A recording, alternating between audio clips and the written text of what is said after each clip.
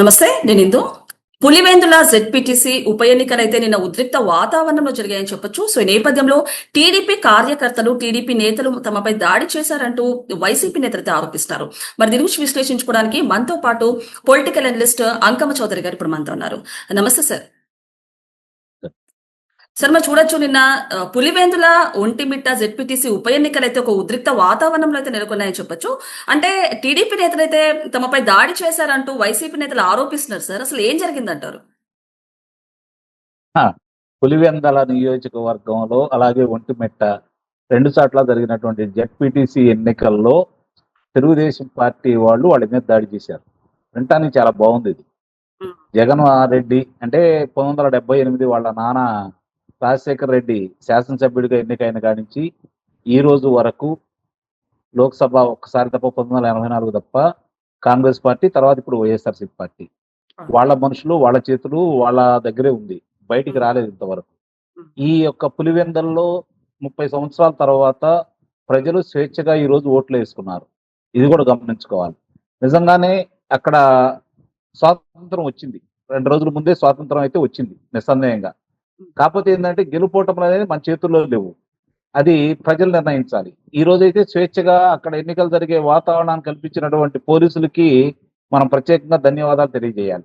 ఎందుకంటే మీరన్నారు అక్కడ ఏదో ఘర్షణ జరిగినాయి, ఏమీ జరగలేదు. చిన్న చిన్న 2 చోట్ల జరిగితే ఇప్పుడు తిరిగి రీపోలింగ్ కూడా జరుగుతుంది అక్కడ. వాళ్ళు ఆపాదిస్తున్నారు. తెలుగుదేశం పార్టీ వాళ్ళు ఏదో చేశారు. తెలుగుదేశం పార్టీ వాళ్ళు అంటే ఓటమిని వాళ్ళు ముందే అంగీకరించారు.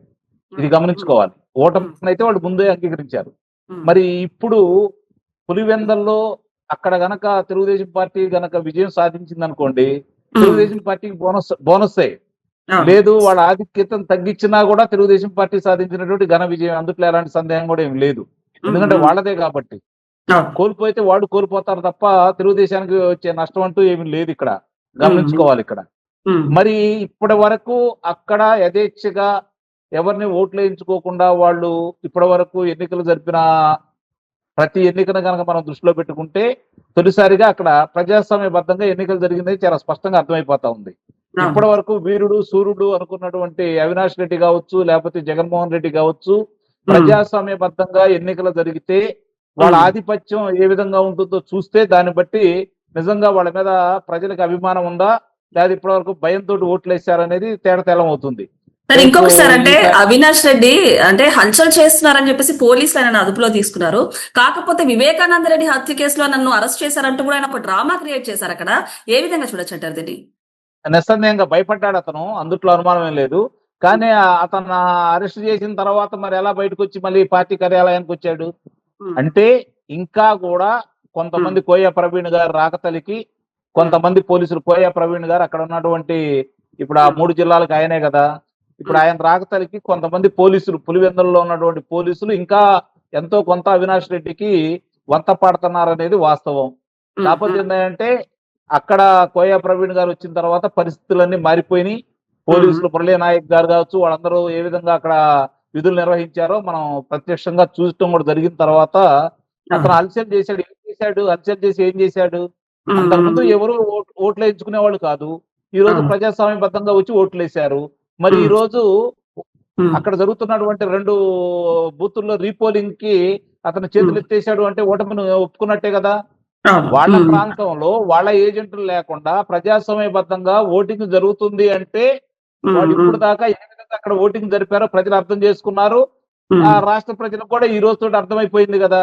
అంటే అక్కడ ప్రజాస్వామ్యబద్ధంగా ఓటింగ్ జరిగితే వాళ్ళ గెలుపు అనేది లేదు అనేది ఇక్కడ స్పష్టంగా అర్థమైపోయింది. ఎందుకు అర్థమైపోయింది అంటే 10 సంవత్సరాల 3 నెలల కాల పరిమితి పైన రాజశేఖర రెడ్డి, జగన్మోహన్ రెడ్డి ఇద్దరు ముఖ్యమంత్రులుగా ఉన్న సమయంలో, లేదంటే 1978 అంటే ఇప్పటికి 47 సంవత్సరాల వాళ్ళ చేతుల్లోనే పులివెందుల ఉన్నా కూడా అభివృద్ధికి నోచుకోలేదు, మాకు ఏ విధమైనటువంటి ప్రజాస్వామ్యం లేదు అని చెప్పని ప్రజలు భావిస్తున్నారనేది ఈ ఎన్నికల ద్వారా స్పష్టంగా అర్థమైపోతా ఉంది. మరి 2020, 2021 స్థానిక సంస్థల ఎన్నికల్లో ఇదే వైఎస్ఆర్సీపీ పార్టీ అధికారంలో ఉన్నప్పుడు ఏ విధంగా నిర్వహించింది, ఈ పులివెందుల కావచ్చు, పుంగునూరు కావచ్చు, లేదంటే తంబళపల్లి కావచ్చు, లేదంటే మాచర్ల కావచ్చు, ఏ విధంగా ఏకగ్రీవ ఎన్నికలు జరిపారు. అలాగే తెలుగుదేశం పార్టీ వాళ్ళ ఎన్నికలు కూడా బహిష్కరించారు అంటే ఏ స్థాయిలో వాళ్ళు ఆ రోజు దౌర్జన్యం చేశారో అందరికీ తెలుసు, చూస్తూనే ఉన్నాం మనం. మరి ఈ రోజు అట్లా కాకుండా మరి యాదృచ్ఛికమో లేకపోతే కావాలని జరిగిందో నాకైతే తెలియదు కానీ 11 మంది అక్కడ నామినేషన్ వేశారు. 11 మంది నామినేషన్ వేశారు. వాళ్ళకి వచ్చిన 11 శాసనసభ స్థానాలు. ఇప్పుడు పులివెందుల ప్రజలు ఏమనుకుంటున్నారంటే, మనం ఈయన గెలిపించి శాసనసభ పంపించాము, ముఖ్యమంత్రి అవుతాడు అనుకున్నాం, పోనీలే కనీసం గెలిపించాము, మన సమస్యల గురించి మాట్లాడుకొని ఈ వ్యక్తికి ఈ జెడ్పీటీసీ గురించి మాట్లాడే హక్కు ఎక్కడది? మన సమస్యలు ఇంతవరకు మాట్లాడట్లేదు. మరి ఈయనకి శాసనసభ్యుడిగా ఉంటే ఎంత, లేకపోతే ఎంత అనే భావంతో అక్కడ ప్రజలు వచ్చారని అయితే నిస్సందేహంగా నేను చెప్పగలను. సార్ ఇంకొకటి సార్, అంటే మమ్మల్ని పోలింగ్ బూత్లకు రాకుండా బీటెక్ రవి అడ్డుకున్నారంటూ ఒక వైసీపీ నేతలు కానివ్వండి, మహిళలు కూడా ఆరోపిస్తున్నారు.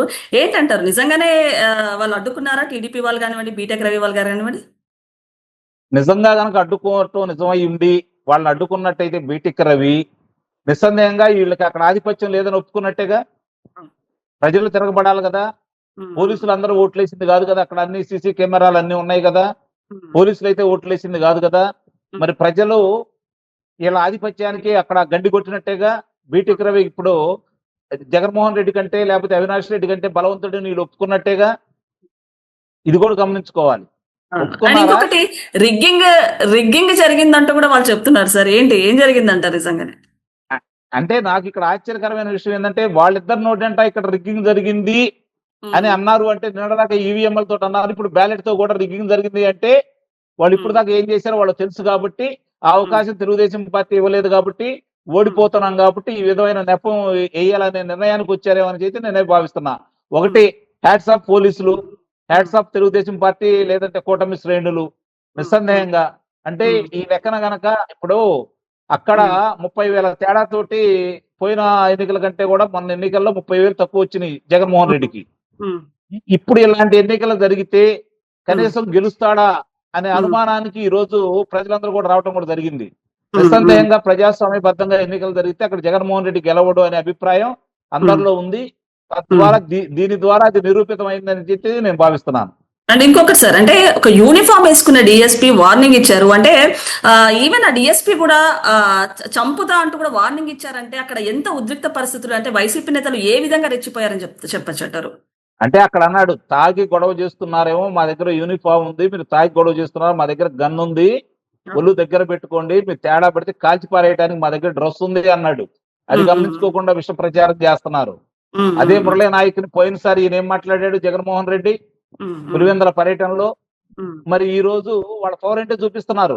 అదే కావాలని ప్రజలు కోరుకుంటున్నారు. హిందూ గారు ఇక్కడ గమనించుకోండి, అదే కావాలని ప్రజలు కోరుకుంటున్నారు. ప్రజాస్వామ్యయుతంగా ఎన్నికలు జరగాల. ఇప్పుడు ఈ ఎన్నికలు ఎప్పుడు ప్రామాణికం కాదు, గమనించుకోండి. ఈ ఎన్నికలు ఎవరు గెలిచినా కూడా పెద్ద ఉపయోగం అంటూ ఏమి లేదు. ఎందుకంటే ఇది నిర్ణయాత్మకమైన ఎన్నిక అయితే కాదు. కాకపోతే ఏంటంటే వాళ్ళు ఇప్పుడు దాకా చేసినటువంటి రాక్షసత్వానికి తెరదించారు అనే అభిప్రాయం ప్రజలందరిలో ఉంది. ముఖ్యంగా ఆ ప్రాంత ప్రజలు ప్రజాస్వామ్యం ఈ రోజు వచ్చిందని చెప్పి భావిస్తున్నారు. ఇది గమనించుకోండి. ఇంకొకటి సార్, అంటే కోయా ప్రవీణ్ గారు వచ్చిన తర్వాత అక్కడ మొత్తం సిచ్యువేషన్ కూడా కంట్రోల్లోకి వచ్చేసిందని చెప్పొచ్చు. అంటే కోయా ప్రవీణ్ గారు చూసిన తర్వాత అంతకు ముందున్న ఉమేష్ చంద్ర గారు అయితే గుర్తొచ్చారని చెప్పొచ్చు. ఏ విధంగా చూడొచ్చు అంటారు నిన్న? నిస్సందేహంగా మరి ఆ రోజు 1996లో లోక్సభ ఎన్నికల్లో అతి తక్కువ అంటే 3,000 చిల్లరతోటి గెలిచాడు జగన్మోహన్ రెడ్డి తండ్రి రాజశేఖర్ రెడ్డి. అంటే అది కూడా ఆ ప్రాంతం ఈ పులివెందుల ఏరియాలో కావచ్చు, మిగిలిన ఏరియాలో కావచ్చు, ఏ విధంగా కంట్రోల్ చేస్తే అతను 3,000 తగ్గిందో.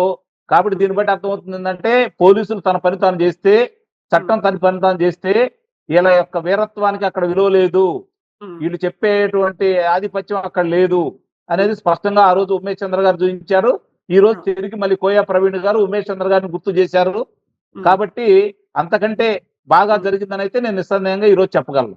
ఇంకొకటి, అంటే వైసీపీ నేతలు 15 చోట్ల రీపోలింగ్ జరగాలంటూ వాళ్ళు కోరారు సార్. ఒకవేళ జరగకపోతే బహిష్కరించారంటే నిజంగానే ఎలాంటి అవకతవకలు జరిగాయో మీరు చూడొచ్చు అంటూ కూడా వైసీపీ నేతలు ఆరోపిస్తున్నారు.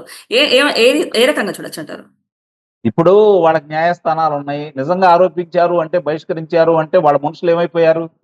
30,000, 60,000, 1,00,000 మరి ఆదిక్యత వచ్చినటువంటి పులివెందుల దాంట్లో మరి ఇక్కడ 10,598 ఓట్లు మాత్రమే ఉన్నాయి ఇప్పుడు ఉప ఎన్నిక జరిగిన ప్రాంతంలో. మరి అందుట్లో వాళ్ళ మనుషులు ఎంతమంది ఉండాలి ఈ లెక్కన? వాళ్ళందరూ వచ్చి ఎందుకు ఓట్లేదు? వాళ్ళందరూ వచ్చి ప్రజలకు ఎందుకు చెప్పట్లేదు? ఈ రోజు పత్రికలకు ఎందుకు చెప్పట్లేదు? ప్రసార మాధ్యమాలకు ఎందుకు చెప్పట్లేదు? ఎన్నికల సంఘానికి ఎందుకు చెప్పటం లేదు?